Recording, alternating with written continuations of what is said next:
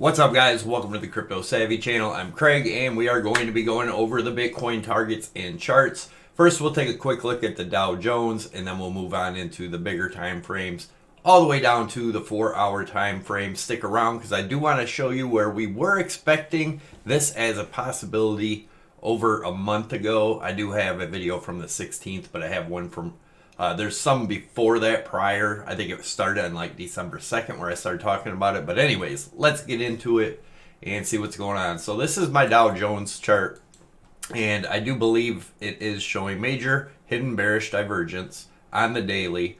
Hidden divergence is a continuation of the trend. Trend is down. We have lower highs in the price action, higher highs in the RSI. That is hidden bearish.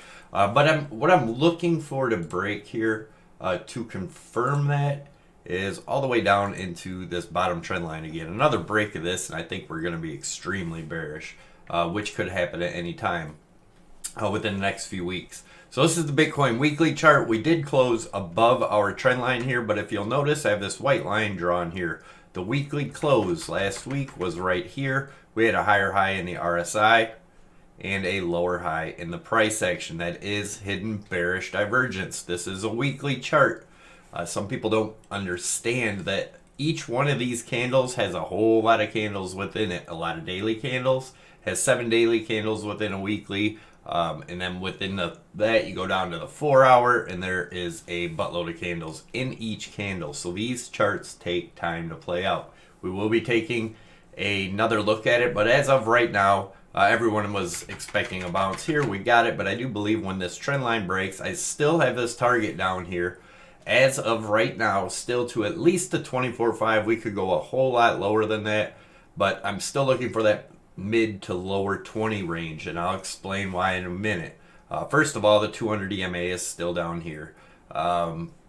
We do have this hidden bearish divergence. Also, I want to go over this real quick before we dive into the smaller time frames. This will be a quick video, so be patient. Guys, don't forget, smash that thumbs up. Subscribe to the channel if you haven't already for real, unhyped, uncrazy analysis where we really actually analyze the market. So anyway, smash that like, leave your comments down below. Let me know if you like these short videos too, because this one's going to be pretty short. But anyway, if we take from this high, we go down to the first low down here, which was a higher low than back here, just like it was here. And if we measure the distance there, this pump up right here, that was 46. That was 46%. If we do the same thing from here, which would be right in here, and go up to the top of where we're at now, 46%. The same thing. The other thing we can do here is, so if we've topped out here, which is a good possibility, and I will show you why, I do think we could be forming a bear flag that I had talked about a while back. Anyways, so if we go from the top all the way to where this dropped, that would be about... And these aren't exact, guys. They're not going to play exact. It gives us an idea. But this drop here, after coming up to this range, this drop here was 52%. That took about 2 or 3 months. And that got us down 52%. So let's see what that would be if we did the same thing here. We will grab our price range tool, go up to the top of this pump here if it did top out.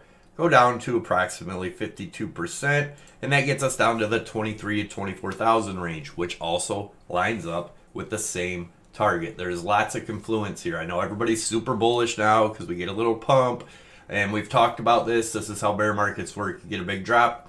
Everybody wished they would have sold up here. You get a pump back up like we're getting now, then everybody starts calling for a new all-time high again, which we're getting right now, and then it drops again. Then they wish they would have sold up here, but then it has another little pump. Once we drop back down to the 34,000 range or whatever, maybe we get another pump up to the 42,000. Everybody get bullish again, say that was it, that was the bottom, we're going to 100,000. And just like it did here, then it drops again.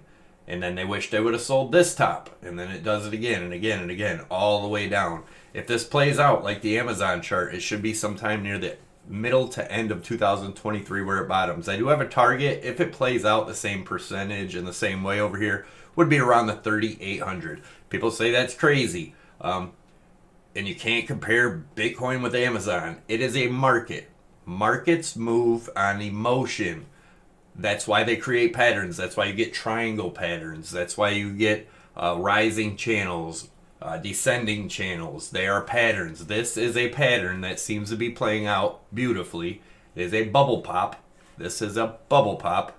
It's an overhyped speculative asset. Now, the bullish part of the really bullish part, this would be great for Bitcoin, because if you know what happened to Amazon after this, it went to new all-time highs, but it took about 10 years to break the all-time high.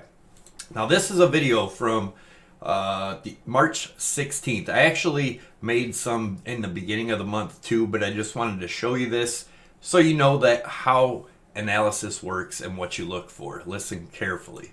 See, right now we are in this triangle formation. The top of the triangle is around 45,000, right in that range. So the top of the triangle, when we were looking at this as a triangle, is about the 45. Right there is the chart. That's where we hit. And then listen closely. If it does get up and break above this, that would probably be a good spot for a long, possibly. And somebody had made a comment the other day. I just got to put this out there. Well, you missed the pump from down here, blah, blah, blah, blah, blah. You made a $2,000 long right here. Yeah, well, that's how trading works. You wait for confirmation, people. You wait for confirmation. You don't watch any YouTuber and just go, put a trade in for his target. There are confirmations, and if they're not using confirmations, then something is wrong. Anyways, let's listen. Up to this dotted line, making this a channel. That'd be around the 47 to 48,000. But 47 to 48,000, and you know where we're at now. If you guys are interested in trading, definitely check out Prime XBT. As you guys know, I did put shorts in yesterday. I put my stops at, I think they are right around 48 225, somewhere in there, above 80 or 48.2, and some. You'll notice if you look back, a lot of exchanges went above that. You get a lot of scam wicks. You don't get those in Prime XBT. That's why I like them. It got to 48,179 on Prime XBT. Anyways, there's a link down below if you want to check them out. You can learn to trade for free. There is a contest section you can trade. They give you money to trade with. If you win, you get actual tradable money. But it gives you a way to get used to their platform without putting in any risk or using your own money. And then if you get a strategy that's working for you, then you can put real money in and do it from there. But if you do use my link down below, I also have a tutorial on my YouTube page. You go to it, it's right on the front page there. Shows you where to put your Prime XBT codes. I do have some codes you guys can use. One is Savvy50, that gets you up to a $7,000 bonus. Savvy25 gets you 25% off your fees. If you watch that video, it shows you where to put them, and also shows you how to adjust your leverage. Oh, the other thing with Prime, you can trade altcoins. I put a bunch of new altcoins on there also. Forex, gold, silver, S&P, Dow Jones, oil, everything all from one exchange instead of switching around. And you can have multiple trades in, longs and short at the same time, so you can hedge your trades without them clumping them all together like a lot of the scammy exchanges. All right, so here's that target we had, and it was right around that 47.9. Obviously, they're not exact targets, guys, but you can see we did get a little wick above there. If we're looking at this trend line, we're going to go into the 4-hour. This could definitely be a bear flag here.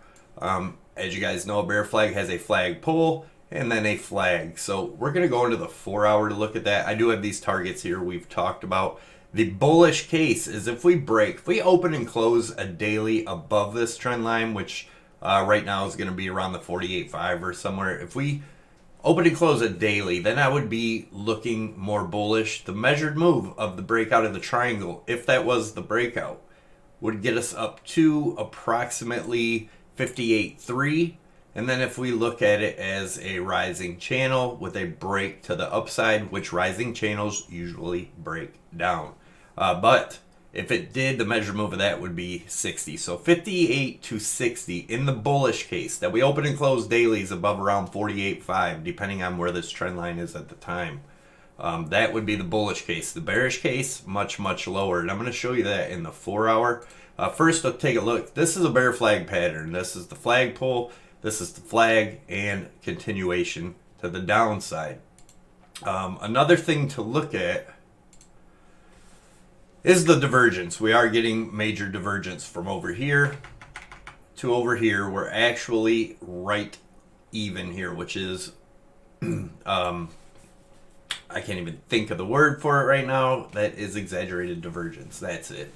But anyways, let's get that out of the way real quick and take a look at these measured moves. So if we do measure this as a bear flag, the first target, after breaking the 37,000 range, depending on where this comes down, this is a rising, ascending channel, so the line obviously moves up the longer it takes, but would be approximately, again, lower to mid $20,000 range.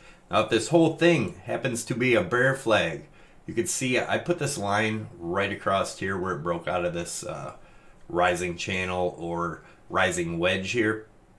And by the way, we did call that back down there. I had made a video the day before it crashed that we'd be looking for 29,000, and I'm sorry, that was way over here. This one here. Made a video back here. But anyway, the bear flag, if we measure the flagpole, which would be from that break right there to the bottom, and put it over here, again, depending on if, when, and where it breaks, that gets us down to as low as the 6,500 range. Again, we'll have to relook at everything if this does break and we open and close a daily, opening and close a daily above this range, then we start looking for those higher highs. Until then, it does look like we are getting rejected big time. We'll see what happens, but Bitcoin could get a huge smackdown from this range. Don't get overly bullish. Don't get too fearful. Try to leave your emotions out and wait for confirmation, guys. Thanks again for watching. Don't forget to smash the thumbs up. Leave your comment down below. Let me know what you think. Are you bearish? Do you think we're going to new all-time highs? What do you think? Let me know. I am curious to hear it, and I'll see you guys tomorrow.